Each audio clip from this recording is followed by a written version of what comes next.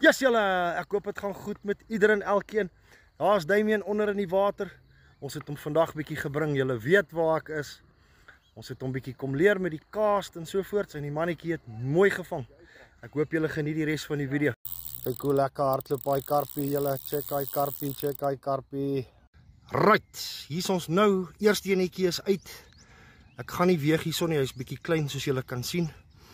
Maar glad nie te sleg vir die rekening wat oop is nie. Ok, en hierso het ons vir Tom en Jerry. Ek het hulle twee nou net gevang met lekker kaas.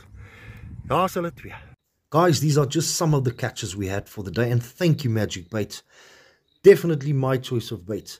On the top hook, on the floaties, blue gum, which is Bloekommen Jenning. On the bottom hook, also the small bleeding floaties, PB, which is pineapple and banana. And on the ball, the wonderful 4x4, it's a great fruity flavor. Check it at the end of the video. Wat julle, hier's Damien. Damien wys het vir ons 'n thumbs up. Hy's maar 14 jaar oud.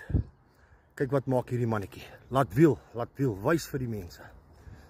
Hy bring hom lekker oor die skouer hier, so hy het 'n baie mooi manier van hoe hy gooi. Check hom Damien, 14 jaar oud. Yes! Baie mooi shot Damien.